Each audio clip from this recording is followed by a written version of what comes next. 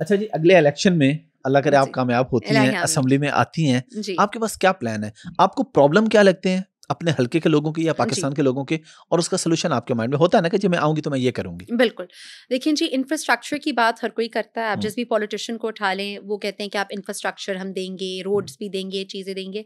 लेकिन कुछ core issues हैं। हम्म, हमारे इलाके में भी आई थिंक ऑन लाइक एक नेशनल लेवल पे भी है, एक तालीम का जी बड़ा कोर इश्यू है। बिल्कुल है। ठीक है? और हमारी उसमें बीच में था, मैंने अपनी उसमें भी कहा कि एक यूनिवर्सिटी बनाएँगे। उससे पहले मैं चाहती हूँ कि हम स्कूल लेवल से शुरू करें। हम्म, और नेशनली एक मेरी वो भी है, अपील भी है, और इंशाल्लाह अगर अल्लाह इज़्ज़त दे तो मैं इस एजेंडा को भी इंशाल्लाह। उठाऊँ कि हमारे जो स्कूल्स हैं, इनके हम्म, जो करिकुलम है, ख़ास तौर पे जो गवर्नमेंट स्कूल्स हैं, इनके करिकुलम को ऐसा होना चाहिए कि जो बच्चे हैं, जब वो पढ़ें, तो उनको उसी तरीके से अपॉर्चुनिटीज़ प्रोवाइड की जाएँ। हम्म, क्योंकि जो प्राइवेट स्कूल के बच्चों को मिलती हैं, वो पब्लिक स्कूल के बच्चों को नहीं नहीं मिलते, मिलती। अब शायद बिल्कुल। बहुत सारे लोग इस बात पे कहें कि हम्म, देखें, आप खुद भी हम्म, प्राइवेट स्कूल की हम्म, पढ़ी।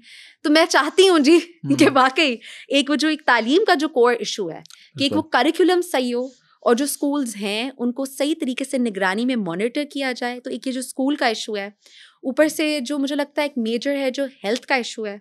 ठीक है, हमारे गांव में भी बहुत सारी ऐसी जगह हैं जहाँ कुछ जगह हमने भी डिस्पेंसरीज खोली हैं, लेकिन हम्म, फंड्स इतने नहीं होते जी कि हम्म, आप कर सकें पूरी हर चीज़ उस तरीके से ज़रा वो मॉनिटर तो कर आपने सकें। पर्सनली मैनेज करनी होती है ना एवरीथिंग। एग्जैक्टली लेकिन मुझे है कि इतने हों, क्या जो भी हो, कि हर जगह की डिस्पेंसरी हो। हम्म, हम्म, दूसरी जी, उसके अलावा मुझे जो एक इशू लगता है, वो जब हम हेल्थ की बात करें, हम्म, पाकिस्तान में मेंटल हेल्थ, ठीक बिल्कुल, है, जो कोई बात नहीं करना चाहता। बिल्कुल। और अपने नौजवान भाइयों की और बहनों की, और मैं खुद भी नौजवान हूँ, और जो है मतलब मैं लम्स में भी पढ़ी हूँ, हम्म, और एक मेंटल हेल्थ का एक बहुत बड़ा मसला है जो कि दुनिया में, पूरी दुनिया में रिकग्नाइज किया जाता है, लेकिन हम इसको सीरियस नहीं लेते। पाकिस्तान के अलावा। बिल्कुल। अगर किसी को जी पीटीएसडी है, पोस्ट ट्रॉमेटिक या स्ट्रेस डिसऑर्डर है, या किसी को जी अगर वैसे ही कोई उनकी एक चाइल्ड इशू, मतलब उनकी एक बचपन में उनको एक हम्म, चाइल्डहुड उनका एक ट्रॉमा हम्म, है, हर चीज़ को जी डिप्रेशन के ज़िम्मे में डाल देते हैं। हम्म, कोई भी इंसान अगर यहाँ साइकोलॉजिस्ट देखे तो उसको पागल करार दिया जी जाता जी, है। बिल्कुल। तो ये जो सोसाइटल स्टिग्मा है हमारा, जो हम्म, एक टैबू है मेंटल हेल्थ पे, देखें, बी काइंड, बी स्वीट। आपको हम्म, नहीं पता दूसरा इंसान किस चीज़ से गुजर रहा है, हम्म, आपको नहीं पता कि उस पर क्या गुजर रही है, उसके हम्म, क्या हालात हैं। हम्म, तो थोड़ा सा इज्तनाब करें और मेंटल हेल्थ को समझें, क्योंकि मेंटल हेल्थ एक इम्पॉर्टेंट चीज़ है हमारी। किसी भी जो है ना, हमारी तबीयत ख़राब होती है तो हम डॉक्टर के पास जाते हैं। हम्म, तो जो दिमाग, जो सबसे इम्पॉर्टेंट ऑर्गन है, हम्म, ठीक है, हम्म, जो एक मास्टर ऑर्गन है आप कह बिल्कुल। सकते हैं, तो उसका भी उसी तरह ध्यान रखें। And be sweet, be kind. आपको नहीं पता कि किसी पे कोई बात करना या किसी का दिल दुखाना, एक मैं कहती हूँ दरिया में पानी डालने की उससे है, एक हैसियत रखता है कि आपको नहीं पता वो कितना डीप जाता है। हम्म, तो आई थिंक अल्लाह ताला भी पसंद करते हैं उन लोगों हम्म, को जो कि जो है ना, नरमी से और नरम लहजा, और एक लोगों की तरफ उनके एबो को वो करने की बजाय उस पर वो करें और दूसरों का हम्म, ध्यान रखें। हम्म, तो मेरी अपील है सबसे कि प्लीज़ एक मेंटल हेल्थ का एक इशू, और एक और हाफिज आप कह रहे होंगे कि ये तो आके इन्होंने पूरी इश्यूज की लाइन ही लगा दी जी है, जी। लेकिन एक आखिरी और इशू है जी, जॉब अपॉर्चुनिटीज। हम्म, हमारे मुल्क में और हमारे हल्के में, इलाके खास में तौर भी, पे साउथ पंजाब की, साउथ बिल्कुल पंजाब में बिल्कुल। जॉब अपॉर्चुनिटीज़ बहुत कम है। हम्म, और ऐसा नहीं कि लोग पढ़े लिखे नहीं हैं, लोग पढ़े लिखे हैं, उन्होंने हम्म, बीएड किया है, उन्होंने मास्टर्स किया हुआ है, लेकिन उनकी जॉब्स नहीं हैं। फिर जिस तरह जॉब्स अगर वो लेना चाहें, जिस लेवल की जो उनको इस महंगाई के दौर में सही पे करें, हम्म, वो उनके घर से बहुत दूर होती हैं। तो मैं चाहती हूँ कि इस तरह के प्रोजेक्ट्स दिए जाएं कि एक जॉब अपॉर्चुनिटीज़ उनके घरों में, उनके हम्म, हल्के में ही उनको मैसर की जाएं, कि उनको अपने घर से दूर ना जाना पड़े। और ख़ासतौर पर ख़वातीन नहीं जा सकती, बिल्कुल। मर्द हम्म, हज़रात फिर भी वो चले जाते हैं।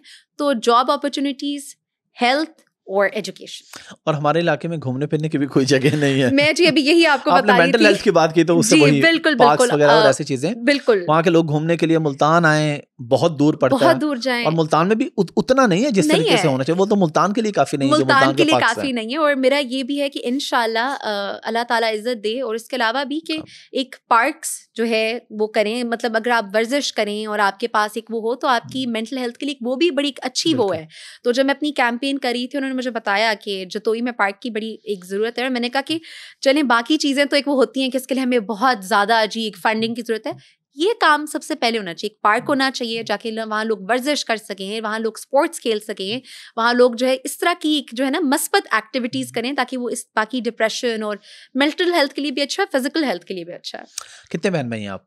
जी मेरी एक बड़ी बहन है जिन्होंने कंटेस्ट किया है, जी। एक मैं हूँ, जी। और मेरे जी 2 छोटे भाई हैं, ट्विन्स हैं, अच्छा, और वो जी माशाल्लाह। 13 साल के हैं। माशाल्लाह, उनका भी प्लान है कोई आगे फ्यूचर में, जिस तरह आपने 10 साल की उम्र में कहा कि मैं पॉलिटिशियन बनूंगी? जी मेरा एक भाई इसकी गालबन आपने सोशल मीडिया पर उनका दादा की पोती के बाद दादा का पोता भी बन गया तो उसको जी जरा थोड़ा सा शौक है, ठीक है। और वो वैसे भी वो गपशप का बड़ा शौक रखता है, और वो जो है ना काफी उसमें है। तो देखें, बाकी जी अभी तो काफी छोटा है, तो अब आगे उसकी अपनी मर्जी है, बाकी प्रेशर तो किसी की तरफ से नहीं। बिल्कुल बिल्कुल ऐसे ही है। Thank you very much for your time. Thank you so much. Last पे आप अपने हल्के के लोगों को जी और पूरे पाकिस्तान को और दादा के दोस्तों को कोई पैगाम देना चाहे तो प्लीज। मैं देना चाहती हूँ ये पैगाम कि इज़्ज़त अल्लाह ताला के हाथ में होती है, और अगर इस बार नहीं भी बन सके तो कोई बात नहीं, अपनी मेहनत और जारी रखेंगे, और अपने इलाके के लोगों के लिए ख़ुसूसन आपको बिल्कुल भी डरने की ज़रूरत नहीं है, किसी भी चीज़ से खौफ खाने की ज़रूरत नहीं है। आपने हमारा साथ दिया है, हम आपके साथ खड़े हैं, और आपके साथ मजबूत कंधे से कंधे मिलाकर शाना बशाना खड़े हैं, और जितनी मेरी इस्तात हो सकी, क्योंकि देखें इलेक्ट नहीं हुए तो फंड्स नहीं है, लेकिन उसके अलावा भी जितनी कोशिश हो सकी इंशाल्लाह बढ़ चढ़कर आपके साथ मौजूद हैं। और दूसरी बात, नौजवानों को मैं कहना चाहूँगी कि जो सोशल मीडिया का इस्तेमाल है, देखें आधा सच जो है वो पूरे झूठ से भी बदतर होता है, तो थोड़ा सा नरमी बरतें, बी काइंड। आपको नहीं पता कौन किस चीज़ से गुजर रहा है, तो कीबोर्ड वॉरियर्स मत बने। अगर आप वाकई एक इनकलाब चाहते हैं, आप वाकई एक बेहतरी चाहते हैं, तो वो आपके अंदर से शुरू होती है।